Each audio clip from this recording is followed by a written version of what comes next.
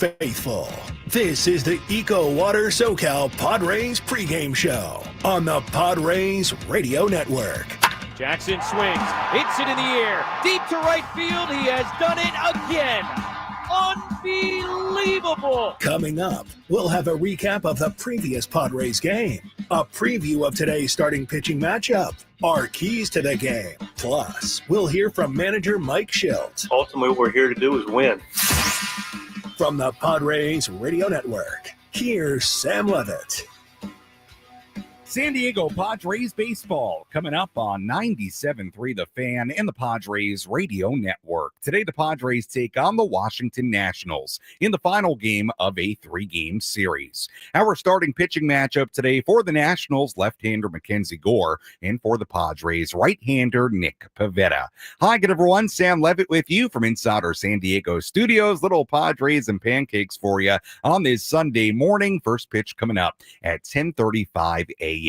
Coming up in the next 50 minutes, we have a lot to do. We'll hear from Padres manager Mike Shildt. We'll also hear from Padres Vice President of Amateur and International Scouting Chris Kemp. We'll hear from Padres center fielder Jackson Merrill. And in just a little bit, we check in with we check in with Jesse Hagler coming up in a few minutes as well. Pardon me, it's early. But first, it's time to set the table, brought to you by Fraser Farms Market. Set your table with the highest quality of natural and organic products from Fraser Farms Market, a San Diego original since 1971 with 3 locations, La Mesa Vista and Oceanside, and at FraserFarmsMarket.com.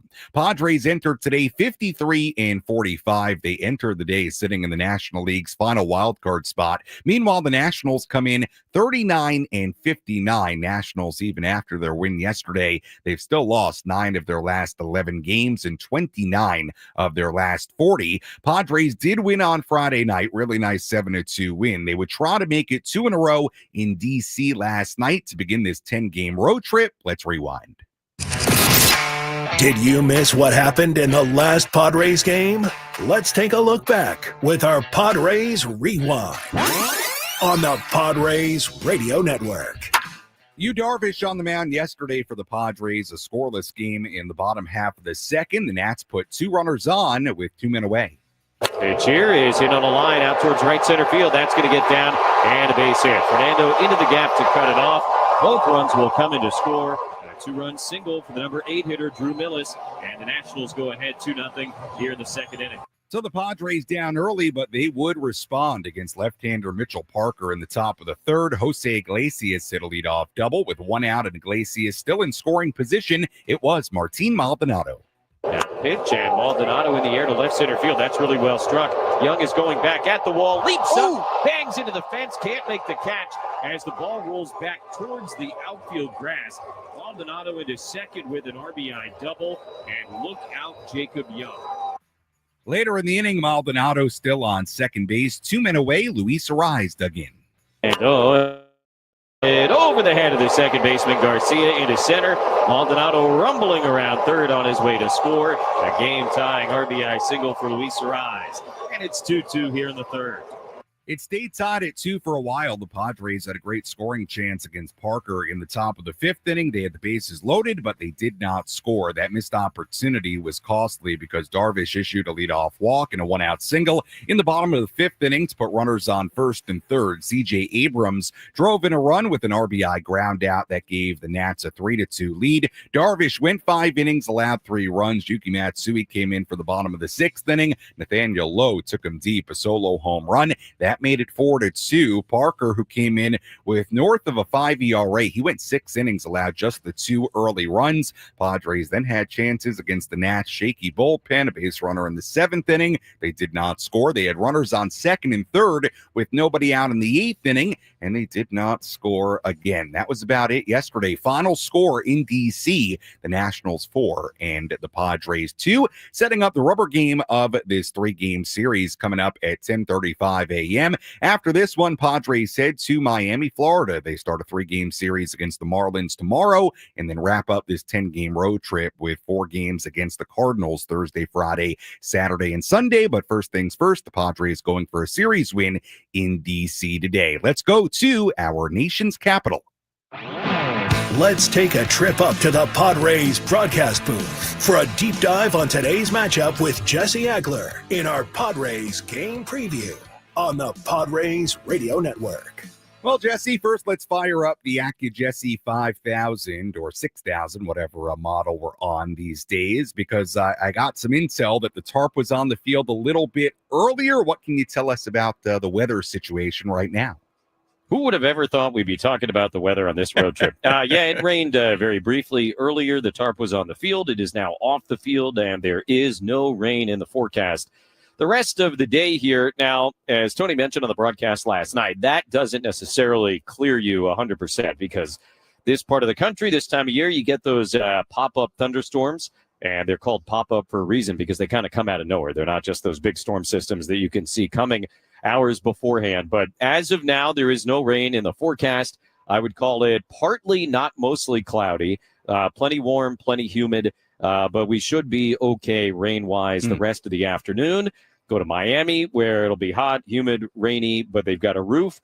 And then on to St. Louis, where we can probably resume these kinds of conversations on a daily basis. All right. Well, the good news is looks like we're good the rest of the day, so hopefully it stays that way. I thought you and Tony had a really good conversation on the broadcast yesterday about pickups over the offseason. You brought up Kyle Tucker with the Cubs, how good he's been. And you guys discussed how good Nick Pivetta has been for the Padres. He's certainly in that conversation when you want to talk about excellent offseason pickups. And Jesse, he had an all-star caliber first half. He's been terrific and has an opportunity, I think, here today to put together a really good performance against a team in a rubber game that you feel like the Padres should win a series against this team. And a good thing they have Pivetta on the bump today, I would say.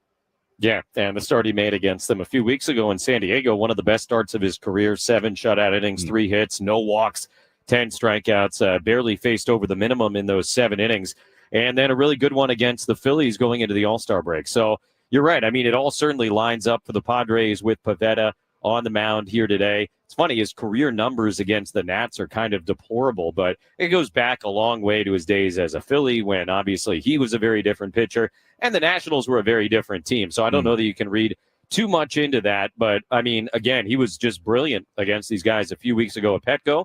And much like today, that was the afternoon day game to wrap up the series.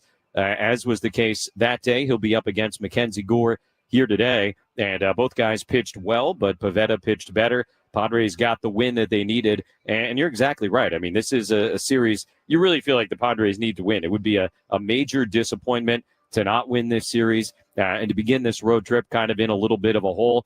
Obviously, a lot of games left. This is the 99th game of the season.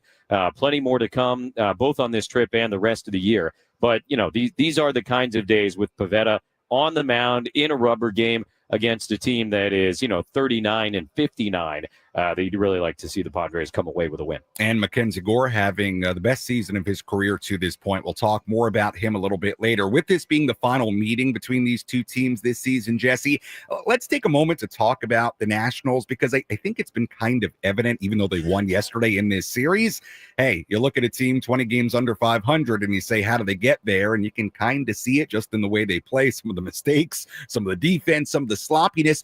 It really seems like this team, this organization in Washington, Jesse, they're in an interesting spot. They've got young talent. They just fired their GM, their manager, but still they sit 20 games below 500. Just getting the vibe around there in D.C. What's your takeaway about the Nationals right now? Little dicey. Yeah. Look, there is no doubt. There is some young talent to really love.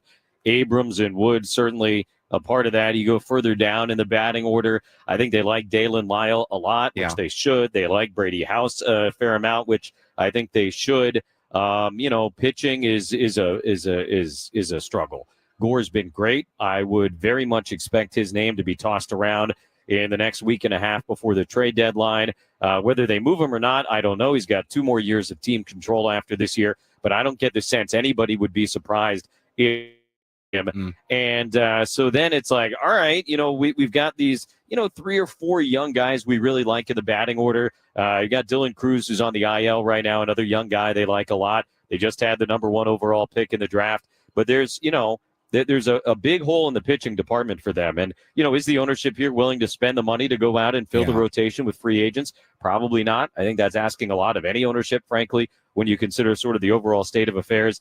You got to develop some pitching to go along with it. So they're in a weird spot. And, you got to figure in the offseason they're going to hire a full-time new general manager, and that person is going to have a pretty good job in front of them because, again, you've got some young talent on the position player side. How hard do they want to stick with those guys? Do they want to tear it down to its studs and maybe possibly trade one or two of those guys to try and restock everything? Yeah. I don't know. I mean, it's going to be big time decision time coming up after this. They've had a lot of stability here with Mike Rizzo in charge for a long time. Obviously, they won the World Series in 2019, but since then they've basically been the Rockies. And if you look at the win-loss record, that's the only team they're better than, in the last few years. So they got to figure some things out. Obviously, first is get through this season, get through this trade deadline. Whatever happens, happens. And then when the new head of baseball operations comes in, there will be some very, very big decisions that are going to have to be made. So kind of a fork in the road, maybe, I would say, for the Nationals. And we'll kind of see how it goes from there. Yeah, really good insight, Jesse. They're in a unique, interesting situation right now. Appreciate the time. We'll talk to you and Tony coming up at 10:25 here in San Diego. Thanks so much. You got it, Sam. All right, Jesse Agler joining us on our EcoWater SoCal Padres pregame show here on the Padres Radio Network. Yeah, the Nationals are in an interesting position. They win the World Series in 2019. They trade away guys like Soto and Scherzer and Turner. Totally different group. They basically rebuild. They make the Soto trade. They have all these high draft picks. And you look up right now, and now you think, oh, well, maybe you trade Mackenzie Gore. You're 20 games below 500. You fired Mike Rizzo. You fired Davey Martinez. That's an interesting situation. And all of a sudden you look at it and you say to yourself, is that team going to have to rebuild again because of kind of what was maybe like a failed rebuild the first time? So interesting situation in Washington, D.C. Quite frankly, after today, I don't know that any Padres fan will think about the Nationals again this season, but hopefully the Padres can find a way to win this series. Certainly a team you feel like the Padres should be able to take 2 out of 3 against. As always, if you're tuned into our pregame coverage, you can get involved in a number of different ways. You can find me on X at Sammy Lev, SAMMYLEV. Instagram DMs open as well. Sammy Lev there too. And you can also comment on the 97.3 The Fan YouTube stream. As always, when we have an early morning game, and this certainly qualifies at 9:45 a.m. right now, we invite you to let us know how you're enjoying Padres baseball. We like to call this Padres and Pancakes here on the Padres Radio Network, but maybe you've got the coffee brewing, maybe you've got the pancakes on the griddle, the waffle maker going, maybe you've got the bacon and eggs on the stove. Feel free to send me a photo. X, Instagram, TikTok, whatever you want to do. May just give you a shout out live here on the air. When we come back, we'll hear from Padres manager Mike Shildt, plus much, much more to come as we walk you up towards first pitch coming up at 10:35 a.m. in Washington, D.C. for this series finale between the Padres and the Washington Nationals. Our EcoWater SoCal Padres pregame show continues after this on the Padres Radio Network. Stay tuned to the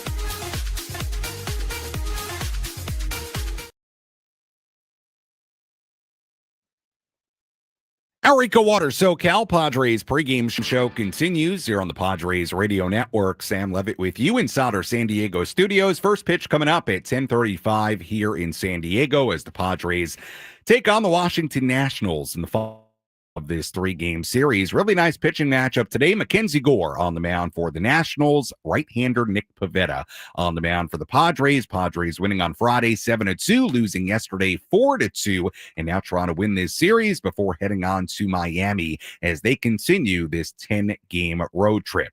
Military Sunday on the Padres Radio Network is presented by your San Diego County Toyota dealers. Every new Toyota comes with Toyota Care no-cost maintenance standard, so you get peace of mind standard. Let's hear from Padres manager Mike Shildt before today's game. Let's pull up a seat in the manager's office and hear from Padres manager Mike Shildt. Served up by Sin Lee Food, where fresh meets flavor. Find farm fresh produce, bold Asian spices, and gourmet ingredients at 4665 El Cajon Boulevard. Sin Lee Food, the cook's Asian resource. Day game after a night game, so no pregame media availability today for Mike Shildt. So let's revisit what Mike had to say after yesterday's 4-2 loss. Kind of a frustrating game for the Padres. They were facing a left-hander in Mitchell Parker, who came in with an ERA higher than 5. They only got 2 early runs against him. Parker went 6 innings. Yu Darvish, pretty good, 5 innings, 3 runs given up. Padres had opportunities. They had the bases loaded in the 5th inning. They had base runners on in a couple of other innings. Notably, they had runners on 2nd and 3rd, nobody out in the 8th inning, trailing by 2 with the heart of the order due up, could not find a way to score. So frustrating game yesterday, I think, offensively for the Padres in particular. With all that in mind, let's hear some of what Mike Shildt had to say after yesterday's 4-2 defeat. You know, we put a lot of things together to create some traffic, did a lot of, small things. The bunt was in play again tonight. The approach was good. Like the Glazes started with the answer back after the 2 spot, and we answered immediately back. Louis took good at bats again tonight. We just had some traffic out there that couldn't quite cash in and get that proverbial big hit. How much is you basically still working back on that? I think after this 3rd start, he's effectively back. We didn't want to tack another inning on him. We got a pretty fresh bullpen, carrying 9 guys. Ran into some traffic, but I feel like he's back. But we weren't gonna. Closer game or different situation. I mean, it was still a close game, so I don't want to misrepresent that. But, he'd worked fairly hard, and we thought it was an opportunity. Not as fresh a bullpen, different circumstances. He was good enough to go back out, but, want to shave an inning off of him. But I think he's more or less back.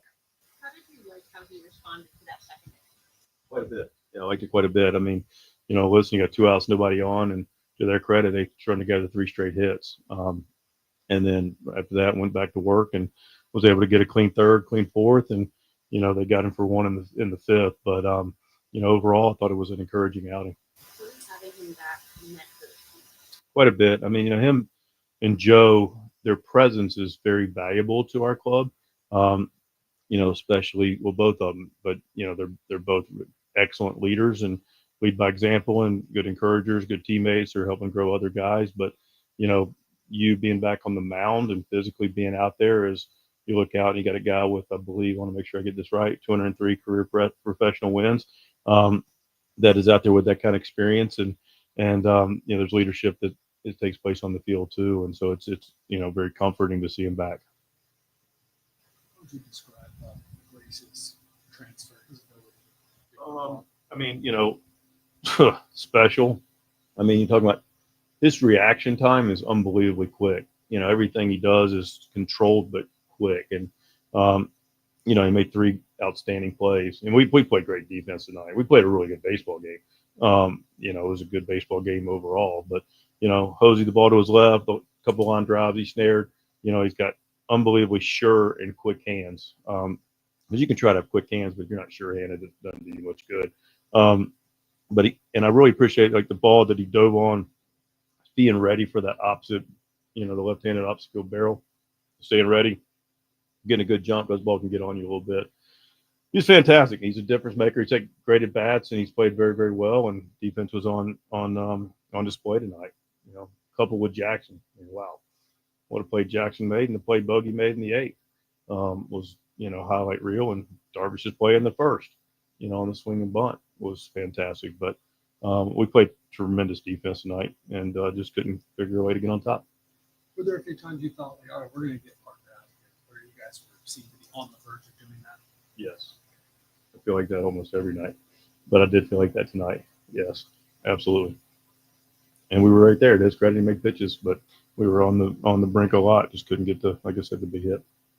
That was Padres manager Mike Shildt after yesterday's 4-2 loss in D.C. We'll hear more from Mike on our post-game coverage coming up later on this afternoon. Sam Levitt back with you inside our San Diego studios as we get ready for this series finale. First pitch coming up at 10:35. Well, the task today for the Padres gets a lot tougher. They faced Mike Soroka on Friday. Hasn't had a great year. They faced Mitchell Parker, young left-hander, yesterday. Has not had a great year, but Mackenzie Gore has had a really good year so far for the Washington Nationals. Who knows? Maybe a trade target for another team come in a week and a half, 2 weeks at the trade deadline. We'll see about that, but we'll have more on Mackenzie later. But a much tougher test today for the Padres as far as the opposing starting pitcher. Here's the lineup that will face Gore today for the Padres. Fernando Tatis Jr. right field leading off. Luis Ariz at first base batting second. Manny Machado at third base batting third. Xander Bogaerts, the DH today, batting cleanup. Jackson Merrill in center field batting fifth. Gavin Sheets in left field batting sixth. Jose Iglesias at shortstop batting seventh. Jake Cronenworth at second base batting eighth. And Elias Diaz doing the catching here today, batting ninth with right-hander Nick Pivetta on the mound for the Padres. We talk about Gore having a great year. Well, Pivetta also having a great year. We'll have more on him coming up a little bit later. Let's take a look at some headlines from around the major leagues. Let's examine the most important news and the latest information you need to know in the world of Major League Baseball. Sam Levitt takes you around the horn. Presented by Valley View Casino and Hotel. Get ready for Major League winning when you join Valley View Casino and Hotel's Players Club and receive over $200 in free instant offers. Visit valleyviewcasino.com to learn more today. Well, the American League's 2024 Rookie of the Year continues to work his way back to the major leagues. That is, of course, Yankees right-hander Luis Gil. He threw 3.5 innings for Double-A Somerset, striking out 7 while allowing 2 hits and 2 runs yesterday on another minor league rehab assignment, his second rehab start. Gil suffered a strained lat in spring training. It's kept him out of the Yankees rotation all season, so he's on the way back. Remember when Alec Boehm of the Phillies got hit by a pitch a week ago? That was against the Padres. Yu Darvish hit him right before the All-Star break. Well, it turns out Boehm has a fractured left rib. He was placed on the 10-day IL yesterday. So he had played on Friday against the Angels after the All-Star break. Turned out he actually fractured his rib on that hit by pitch. So he's been put on the IL. Houston Astros second baseman Brendan Rodgers sustained a concussion and a broken nose, ouch, when he collided with a teammate during a minor league rehab assignment over the weekend.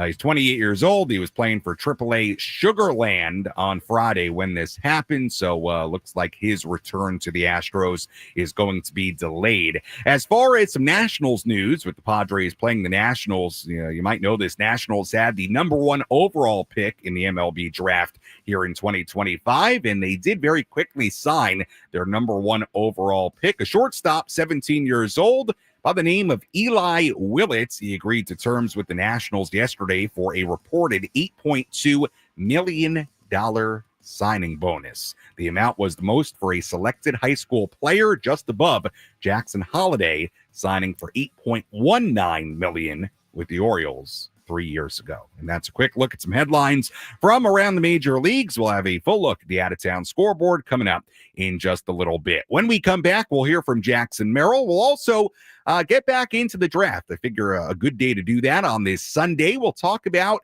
some of the draft picks the Padres made last weekend in Atlanta in the 2025 MLB draft. We'll hear from Padres Vice President of Amateur and International Scouting Chris Kemp on a couple of the Padres high round picks. So that's coming up when we return. First pitch coming up at 10:35 a.m. in D.C. as the Padres go for a series win against the Nationals. Our pregame coverage continues after this. Hello, my friends.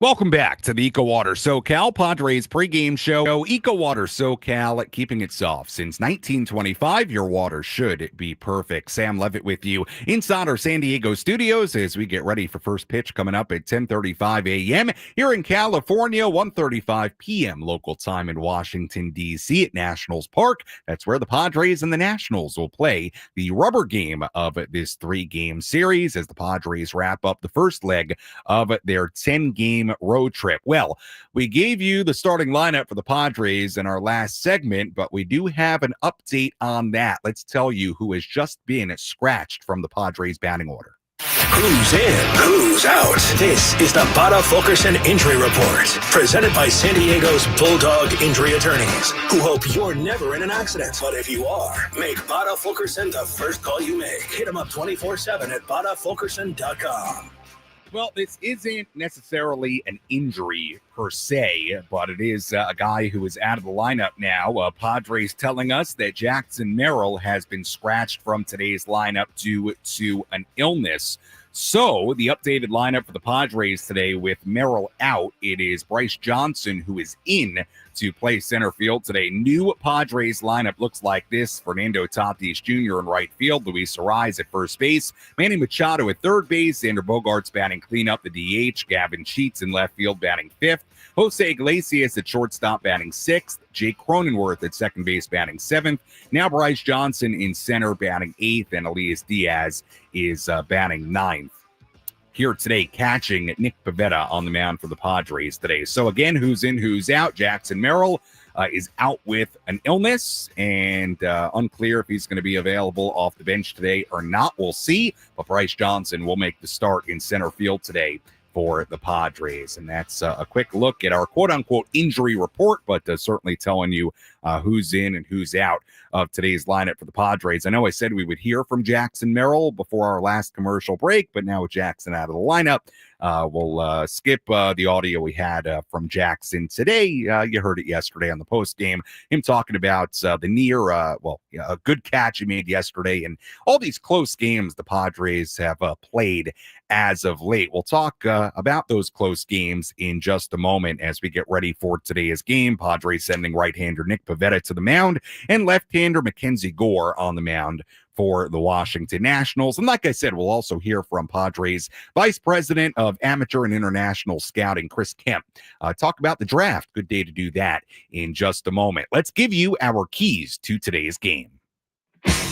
How will the Padres unlock a win today? These are the keys to the game.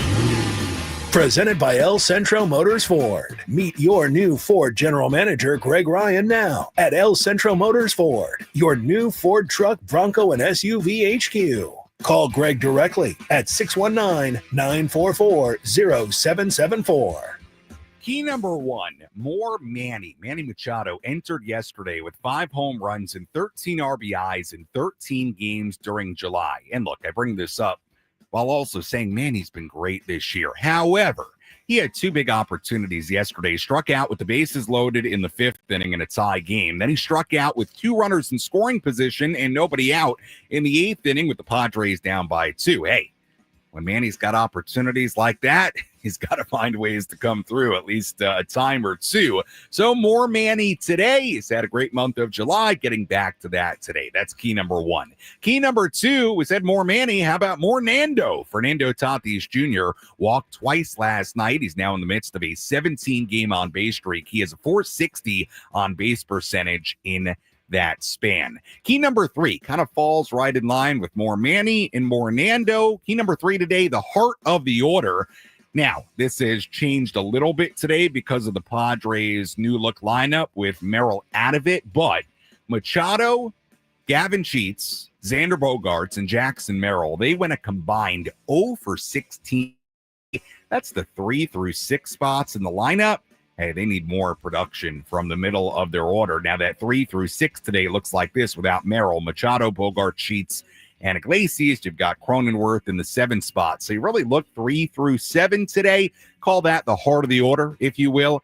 Padres need more from that group today. That's key number 3. And this kind of falls in line to our first 3 keys. You're noticing a trend here. Key number 4, score more. Kevin Acee brought up a couple of really important notes in his newsletter in the San Diego Union Tribune today, and I wanted to read some of them. The Padres play their 99th game today. They rank 25th in the majors in runs scored. They have scored 3 or fewer runs in almost half of those games.